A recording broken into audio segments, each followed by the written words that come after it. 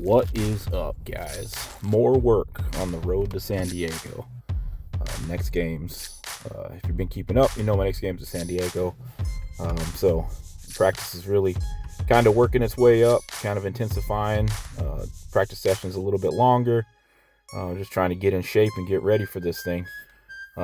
Starting off right here with a little bit of a pendulum drill. Got this from Christine Rothwell. Fantastic thrower. This one really clicked with me when I saw it last year in one of the Tip Tuesdays SAAA puts on. Really just about finding the balance, finding when to move your feet, kind of when to settle in. Great for just overall finding the balance and not getting pulled out of, not getting pulled over during your cast phase of your throw. So those good 3 sets of 5, 6, 7, 8, whatever. Lighter weights you can do more, heavier weights you do less before really doing any throwing. Right after that, did some power throws with the 28. Not a drill I recommend for everybody, but if you're a little bit more of an advanced thrower and you really need to drill on the posting up on the left leg and getting some lift out of the end of the throw, this is a good drill for that. It's something that you can practice your block arm coming around, really blocking off and getting that lift on the throw. Then I jumped right into some full throws.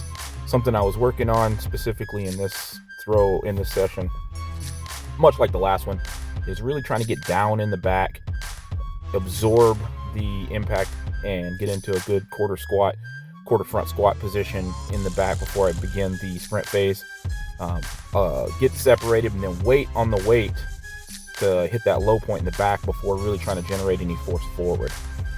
By lowering down, getting the hips low as you land in the back, you're gonna allow that weight to start coming around in its orbit rather than drag it through the trig and pull it out of its orbit. So you're fighting against the weight. It'll allow you to get more of the speed onto the implement so that you can ultimately throw further on your release.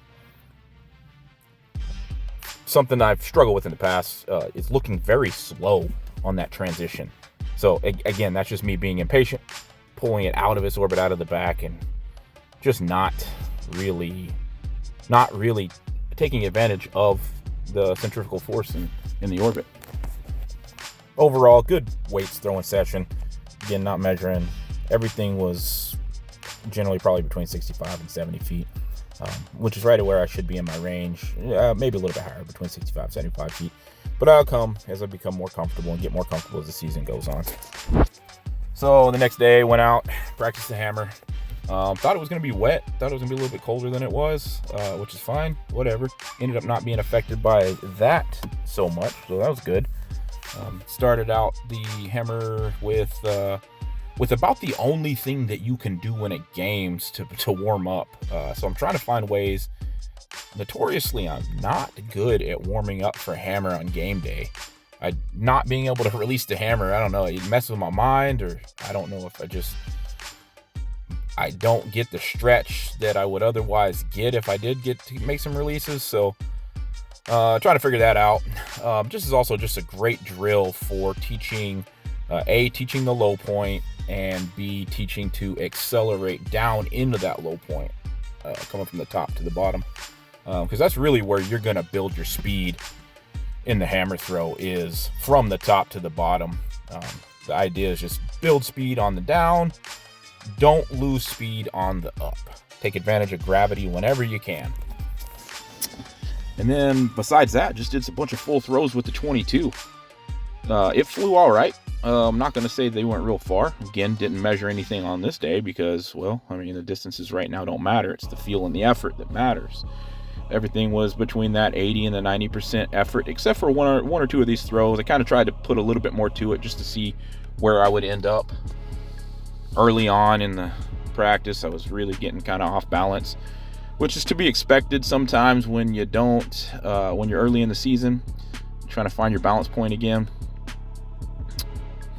A little more reps, get those fine movements a little bit more dialed in. I did kind of bring my stance in a little narrower than I traditionally do, just to see if I could get more movement on the hips. Seemed to work a little bit. Hips were moving side to side pretty good, which is another focus that I have.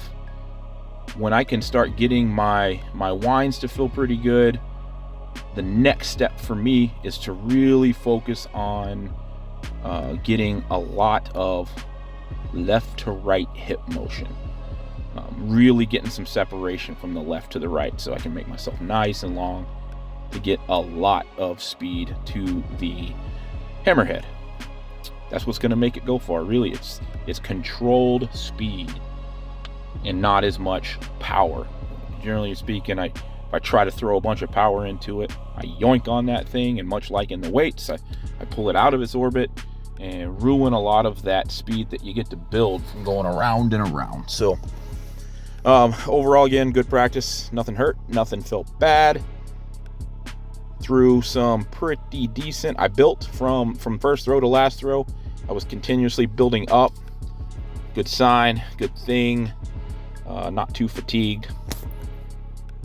Probably could have got some more reps in on this day, but I was to the point where I didn't want to apply more tacky to get 3 to 6 more throws, so I just called it where I did, and overall happy with the effort.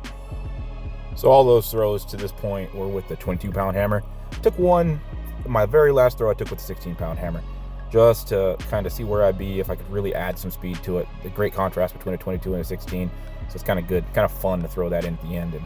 And I did throw a little bit, more than 90% effort into this one, and I felt like it went pretty far. Again, I didn't measure it, but it looked far. I had good hang time. Blocked myself off a little bit at the end, but overall, it was a decent effort and a good way to end the practice. Called it right there.